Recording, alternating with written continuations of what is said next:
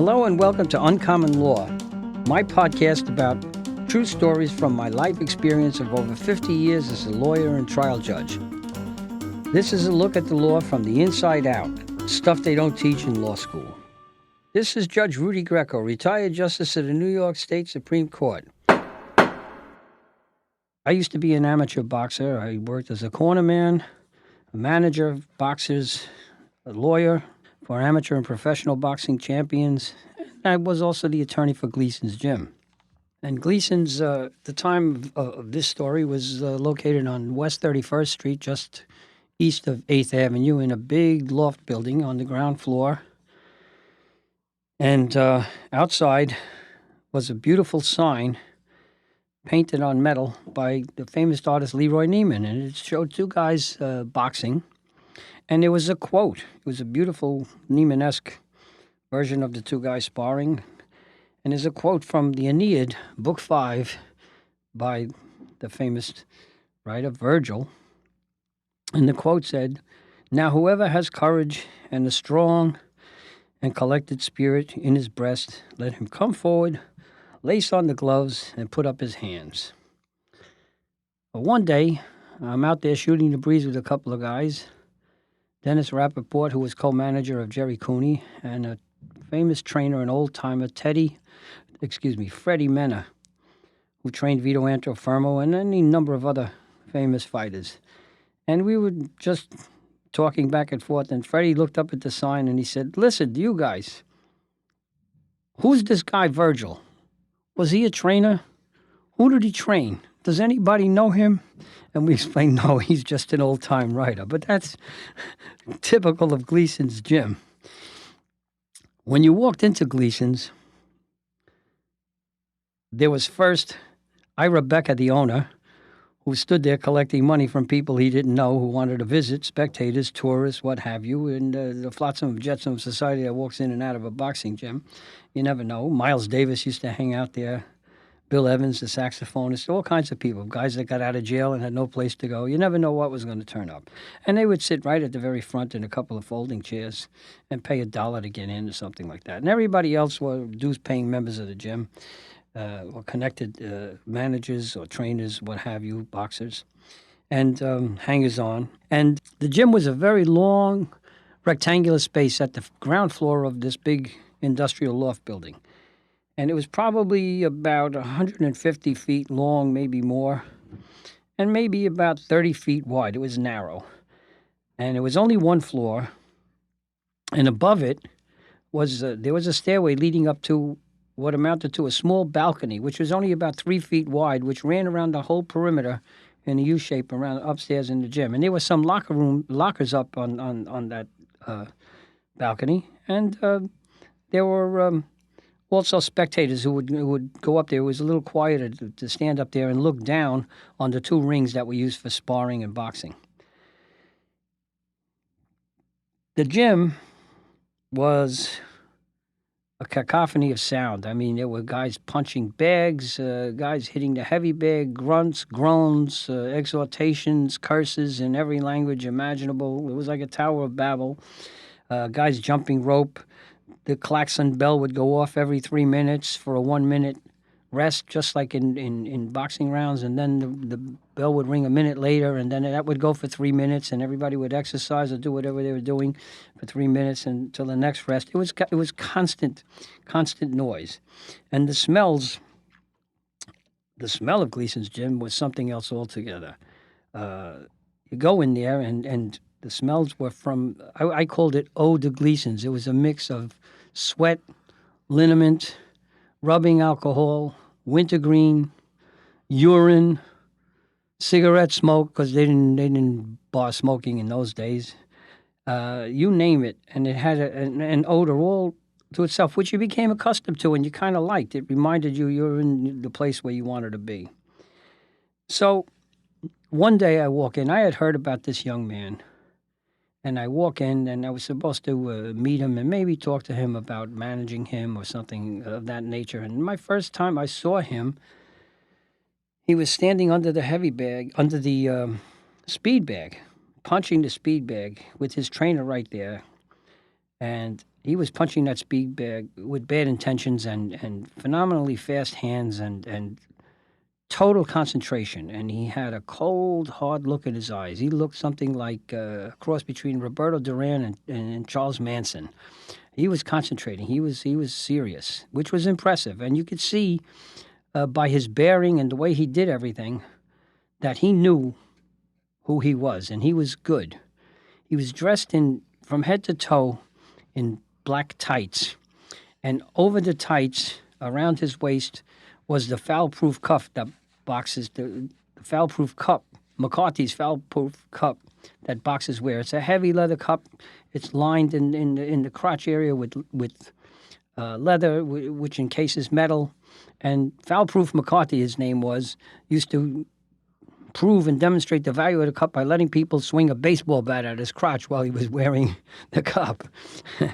And that's why I always laughed when boxers in the ring got hit with a low blow and a low blow and made believe that, oh, that was terrible. It probably didn't hurt. They just wanted some time to breathe. And they faked it because foul-proof McCarthy would have been the first one up there saying, come on, that doesn't hurt, But this cup was special. Even the cup was special. And boxers in the gym, they don't wear them under their trunks. They wear them out over their trunks, so it's easy to take off when you're doing other parts of the workout when you don't need the cup, like rope jumping or shadow boxing. And this cup was special because it was really nice black leather with red saddle stitching. It was obviously custom made, and you knew it was custom made because right across the front of the waist, underneath the stomach of the fighter, in bright red hand-stitched letters, was the name Pistolero, which was his fighting nickname. His name's not necessary, but it was Pistolero. And that made an impression. He the whole appearance and his whole demeanor and the way he trained and everything else, he was lean and mean and dead serious, and he was good, and he knew it. And you want that in a fighter. You want that confidence. And I didn't end up managing him because he and his father wanted what I thought was an exorbitant signing bonus for his talents. He had fought since he was a kid. He was at this time about 18 years old and ready to turn pro. And he had fought extensively for many years, starting as a youngster in kid gloves, and then the Spanish gloves, and the New York City Daily News Golden Gloves, and AAU bouts, etc., etc. I had seen him fight in Madison Square Garden in the Golden Gloves finals, where for the welterweight 147-pound Open Championship. And he fought the most devastating amateur of his time, a guy named Mark Breland, who went on to become welterweight world champion. Mark Breland was from a devastating puncher, a tall, skinny kid who could punch. I guess he could knock out a rhino. He had a fabulous leverage and a great punch. And Mark Breland was a lovely young guy, but a deadly puncher. And this kid fought Breland, and Breland had already won 4 Golden Gloves championships, and he was going for his unprecedented 5th. And this was the finals. And this guy Pistolero walked into the ring totally unimpressed and unintimidated, despite Breland's record and his reputation. Well, the fight went on, and Pistolero lost. He got stopped. I think it was in the 3rd round.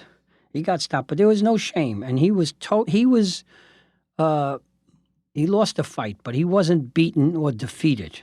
He lost the fight, but you could see that he wanted more, and he couldn't wait. And he said so in the after-fight interview. He couldn't wait to meet Mark Breland again in a rematch. And I thought that was impressive because Mark Breland was an extraordinary amateur.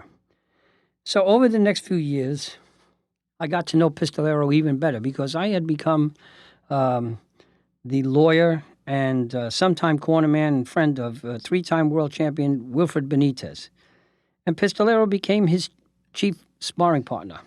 Pistolero's trainer was also Wilfred Benitez's trainer at one period in time, a guy named Victor Machado from Williamsburg in Brooklyn. And he put the kid together with Wilfred, and developed a sparring part and friendship, sparring partner and friendship relationship uh, with Wilfred. And it's not easy to do. A sparring partner is a very, very tough job. A sparring partner has to be at one time good enough and competent enough to challenge and make a championship caliber world class fighter work hard. You don't want easy work. You have to work hard because the fights themselves are going to be at that level are going to be tough. On the other hand, you can't let your ego get in the way and make the champion look bad constantly because that will be counterproductive to his training. And you have to achieve a balance between working hard and not overdoing it. And Pistolero was very, very good, and he understood his place. And in return for giving Wilfred all he could handle in the ring, and he got paid well as a sparring partner, and he got to be featured as the undercard on the undercard of Wilfred's bouts, which was very good. It's analogous to rock bands opening up for a big world-class star. And it's good because you're being showcased and people see you and you're getting good fights, good matches, and good money. So it was a nice relationship.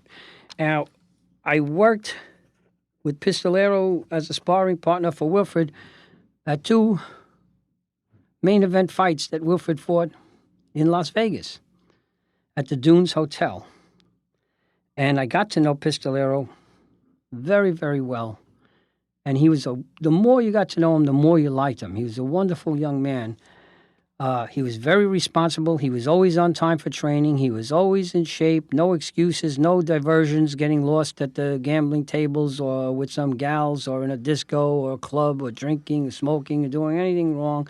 He was always all business, very professional, the most reliable guy in the training camp, including the champion. He was terrific. And we had to go, because of the Vegas heat, we had to do road work at 2 o'clock in the morning, at 3 o'clock in the morning. It was the only time it was cool enough. And we would get in the car and go to the University of Nevada, Las Vegas athletic field, where they had a nice paved track, which meant you kept the world champion off the streets, away from people, away from cars, and on a good surface that wasn't damaging his legs, and he wasn't going to trip on pavement or rocks or anything else. He's a commodity, and you have to be careful, and it worked out very well. Well, Pistolero was always there. We had to go at 2 o'clock in the morning. He'd be there at 1:30, all ready to go and do his road work and keep the champ, build up his spirit and keep him out and keep him enthusiastic. He was even at one point in time, Wilfred had caught a cold, and Pistolero cooked up. This is a 19-year-old kid. Cooked up pescado. Pescado is a Puerto Rican fish stew. It's a national dish. And it's sort of like Jewish penicillin, the chicken soup for Puerto Ricans. And you have pescado and you're not feeling well, you feel better. It makes you strong. And he cooked it up. And Wilfred found it. He was born in the Bronx, but he's Puerto Rican. He loved it. And that's the kind of kid Pistolero was. And his career was building up over the years, and doing very, very, very well. And in the following years, he fought for the New York State welterweight championship, and he fought at Madison Square Garden in a terrific fight. It turned out to be the fight of the year. There were 5 knockdowns. Unfortunately, Pistolero was knocked down 3 of those times, and his opponent was knocked down 2. He was the last guy knocked down, and he lost the fight. After that fight, although his name was bigger and better than ever, his attitude changed. And it's a funny thing with Latin fighters, because all the Latin fighters are brought up on this diet of, you're invincible. Nobody can beat you. Nobody's going to beat you. You're the best in the world. It's never going to happen. Well, that's not a great thing to do, because the mark of a champion in boxing is not what you do when you get knocked down. All human beings, anybody can get knocked down. Muhammad Ali got knocked down. Sugar Ray Leonard got knocked down. Everybody, Rocky Marciano got knocked down. Joe Louis got knocked down. In fact, Joe Louis is the best example. It's what happens after you get knocked down. That's the mark of a champion. And what happens with some of these Latin fighters, when they're told they're invincible and they lose a fight, that aura is now diminished, and some of them don't come back. Now Joe Louis was the antithesis. He lost to Max Schmeling. He got knocked out. In the next fight, he came back and he beat Max Schmeling, knocked him out in the first round.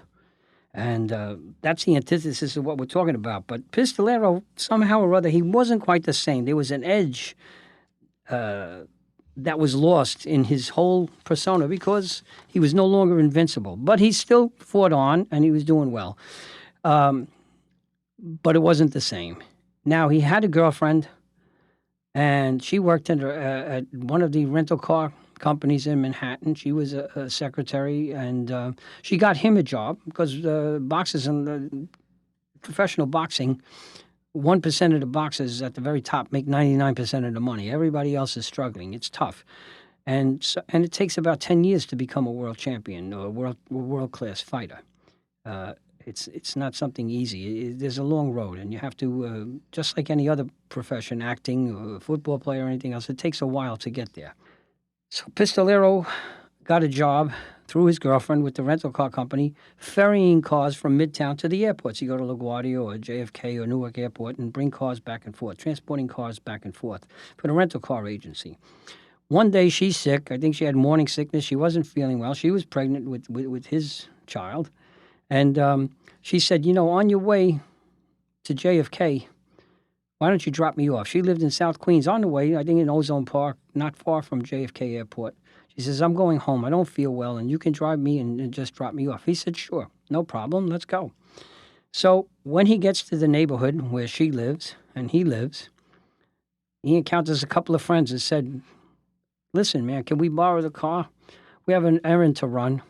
And we'll bring it back in an hour. You're going to be, is that all right? He said, yeah, sure. Take the car. Listen, come right back and leave the keys here, okay? Put the keys under the mat and leave it here in the apartment house parking facility.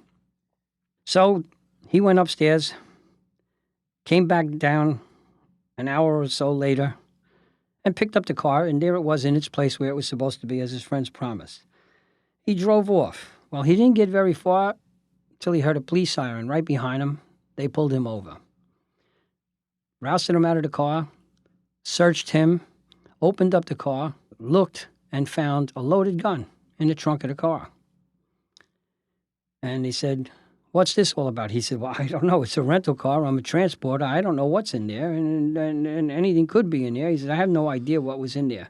Oh, they said, no, come on, you know. Well, it turns out, in retrospect, we found out later on, he was arrested, and he was charged with armed robbery and possession of a loaded gun because the friends who supposedly borrowed the car for an errand used it to pull a stick up.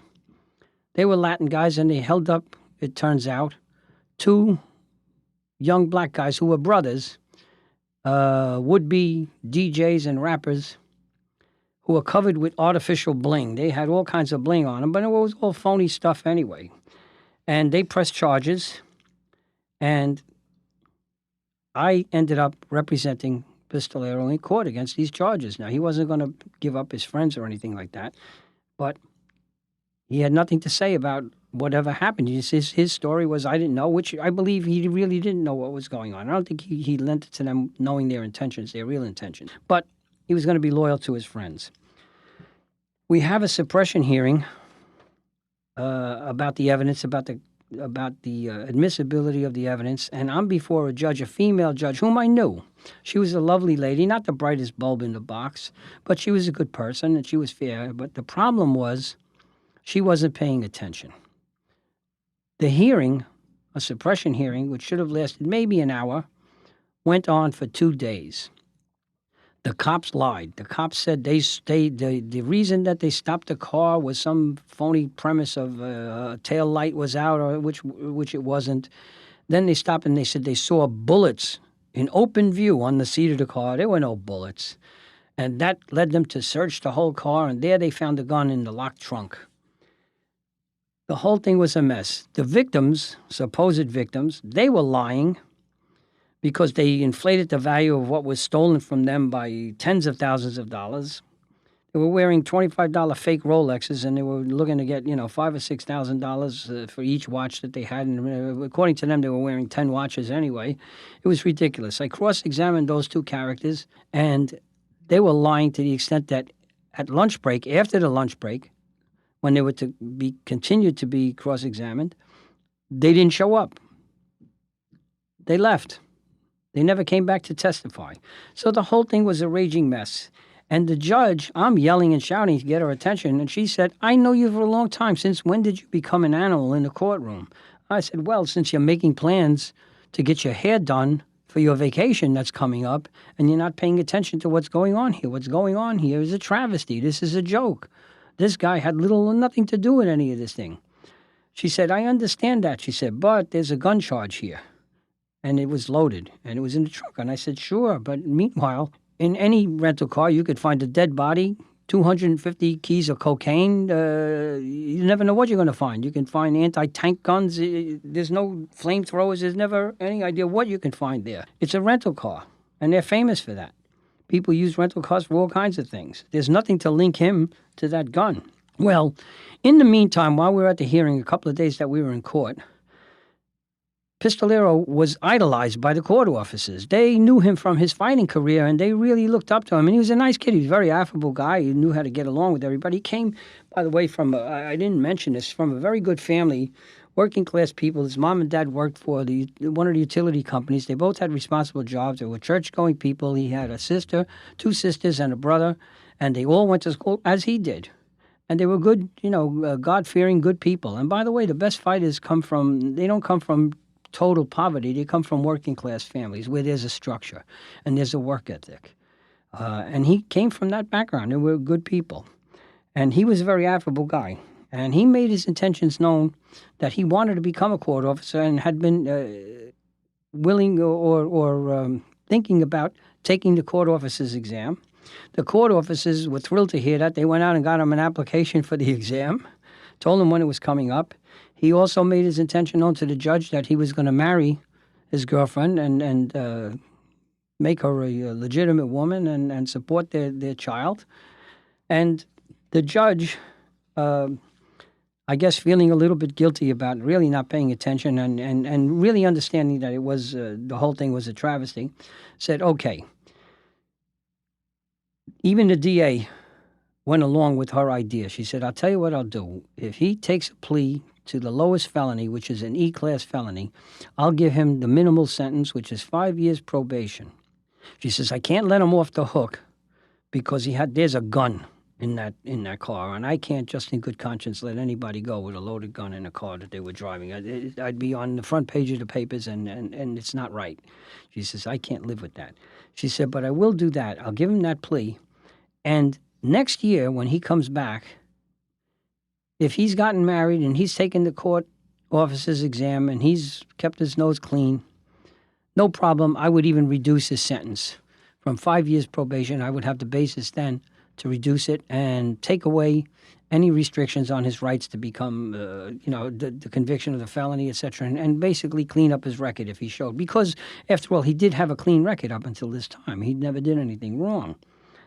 So, out we walked onto the steps of the courthouse. He took the plea. And it was August. It was the second week, third week in August. In the middle of the week. Pistolero came around, turned to me, hugged me, and kissed me, and said, I can't thank you enough. You gave me a chance to live the rest of my life. I don't know what to say. I won't let you down. I love you. Thank you, thank you, thank you. I said, all right, that's okay. Listen, go easy.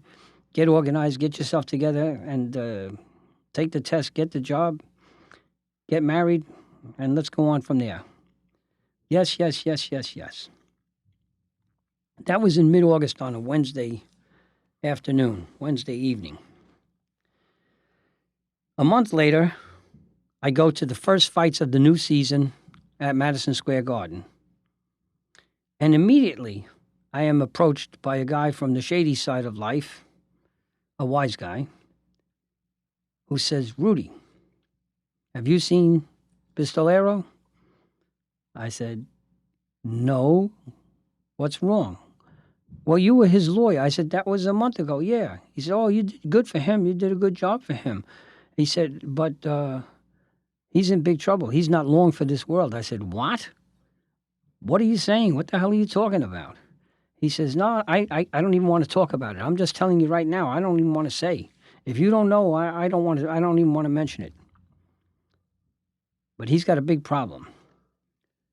5 minutes later, a friend of mine who's with the New York State Athletic Commission, who does moonlights with the Athletic Commission, he was a trustee for the Police Benevolent Association. He was a cop. A fellow named Joe Dwyer.